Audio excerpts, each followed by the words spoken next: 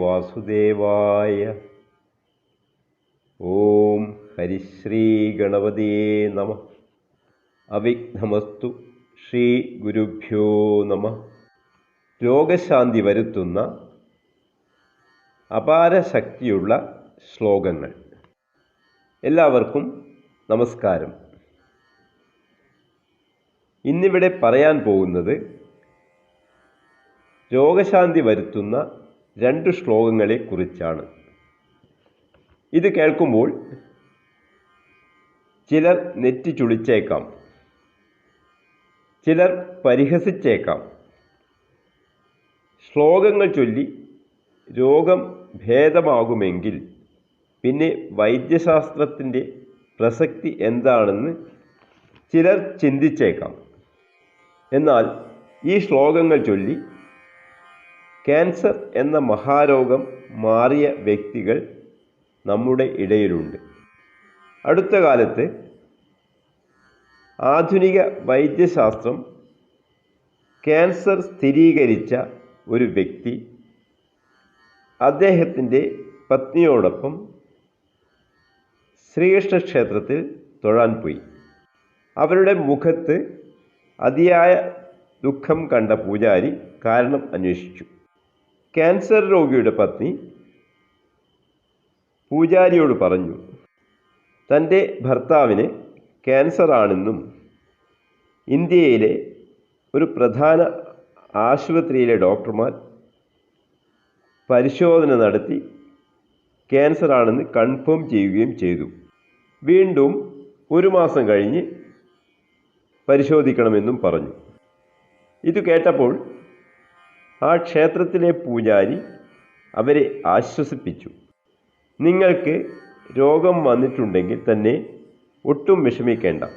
ശ്രീകൃഷ്ണ ഭഗവാനോട് ഭക്തിയോടെ കേണപേക്ഷിച്ചാൽ ഈ രോഗം മാറും. നാരായണീയത്തിലെ ഒരു ശ്ലോകം അവർക്ക് പറഞ്ഞുകൊടുത്തു. നിലവിളക്കിന് മുൻപിലിരുന്ന് ദിവസവും 108 പ്രാവശ്യം ഈ ശ്ലോകം ചൊല്ലുക. ശ്ലോകം ചൊല്ലുമ്പോൾ ഈ പ്രപഞ്ചത്തിലെ തന്നെ ഏറ്റവും സുന്ദരമായ ശ്രീകൃഷ്ണ ഭഗവാന്റെ രൂപം മനസ്സിൽ ധ്യാനിക്കുക. അവർ പൂജാരിയോട് യാത്ര പറഞ്ഞ് പിരിഞ്ഞു. 1 മാസം കഴിഞ്ഞപ്പോൾ അവർ വീണ്ടും ക്ഷേത്ര ദർശനത്തിനെത്തി.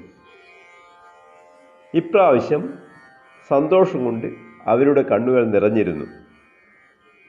അവർ പൂജാരിയോട് പറഞ്ഞു, അങ്ങ് പറഞ്ഞതുപോലെ ഞങ്ങൾ കൃത്യമായി ശ്ലോകം ചൊല്ലി ഭഗവാനോട് രോഗശമനത്തിന് കേണപേക്ഷിച്ചു. ഇന്നലെയാണ് ആശുപത്രിയിൽ നിന്നും 2ാമത്തെ പരിശോധനാ ഫലം വന്നത്. ഡോക്ടർമാർ സന്തോഷത്തോടെ അറിയിച്ചു, താങ്കൾക്ക് ക്യാൻസർ ഇല്ല. ഡോക്ടർമാർക്കും അത്ഭുതമായിരുന്നു. ക്യാൻസറിൻ്റെ ഒരു ലക്ഷണവും ശരീരത്തിലില്ല. ദമ്പതിമാർ ശ്രീകൃഷ്ണ ഭഗവാനോട് ആനന്ദാശ്രുക്കളോട് നന്ദി അറിയിച്ച് പൂജാരിയോടും നന്ദി പറഞ്ഞ് ക്ഷേത്രത്തിൽ നിന്നും മടങ്ങി. ഈ സംഭവം യൂട്യൂബിൽ പൂജാരി തന്നെ വെളിപ്പെടുത്തിയതാണ്.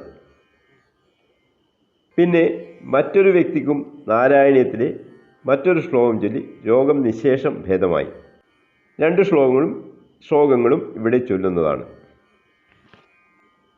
രാമനാമം സന്ധ്യാസമയത്ത് ജപിച്ചാൽ സർവൈശ്വര്യങ്ങളും ലഭിക്കുമെന്നും ഈ രാമശബ്ദത്തിന് പല രോഗങ്ങളെയും മാറ്റാനുള്ള ശക്തിയുണ്ടെന്നും ആയിരക്കണക്കിന് വർഷം മുൻപേ തന്നെ നമ്മുടെ മഹർഷിവര്യന്മാർ പ്രവചിച്ചിരുന്നു. എന്നാൽ പലർക്കും അതിൽ വിശ്വാസമുണ്ടായിരുന്നില്ല.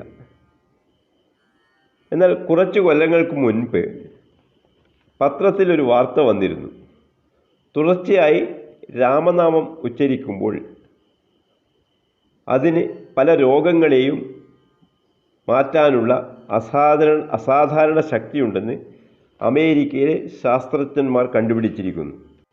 അമേരിക്കയിലെ ശാസ്ത്രജ്ഞന്മാർ ഇത് പറഞ്ഞപ്പോൾ നമുക്ക് വിശ്വാസമായി. ഈ വിഷയത്തെപ്പറ്റി ഇപ്പോൾ കൂടുതൽ പ്രതിപാദിക്കുന്നില്ല. നമ്മുടെ വിഷയം രോഗശമനത്തിലുള്ള ശ്ലോകങ്ങളെ പറ്റിയാണല്ലോ. ശ്രീ മേൽപ്പത്തൂർ നാരായണ ഭട്ടതിരിപ്പാടിനെ പറ്റി എല്ലാവർക്കും അറിയാമെന്ന് കരുതുന്നു. വാതരോഗശമനം കിട്ടുവാൻ അദ്ദേഹം ഗുരുവായൂർ ഭജനമിരിക്കുകയും 100-ാമത്തെ ദിവസം നാരായണീയം എന്ന മഹത്തായ ഗ്രന്ഥം ഗുരുവായൂരപ്പന് സമർപ്പിക്കുകയും ചെയ്തു. അതോടെ അദ്ദേഹത്തിൻ്റെ രോഗം മാറുകയും പൂർണ്ണ ആരോഗ്യത്തോടെ സ്വഗൃഹത്തിലേക്ക് മടങ്ങിയെന്നും ഗ്രന്ഥങ്ങളിൽ രേഖപ്പെടുത്തിയിട്ടുണ്ട്. ശ്രീ ശങ്കര ഭഗവത് പാദരെ കഴിച്ചാൽ പാണ്ഡിത്യം കൊണ്ടും കവിത്വം കൊണ്ടും പ്രഥമഗണനീയനാണ് ഭട്ടതിരിപ്പാടെന്ന് എല്ലാ പണ്ഡിതന്മാരും ഐക്യകണ്ഠേന സമ്മതിക്കുന്നു. ഭട്ടതിരിപ്പാട് രചിച്ച നാരായണീയം എന്ന മഹത് ഗ്രന്ഥത്തിലെ ശ്ലോകങ്ങളാണ് ഇന്നിവിടെ ചൊല്ലാൻ പോകുന്നത്.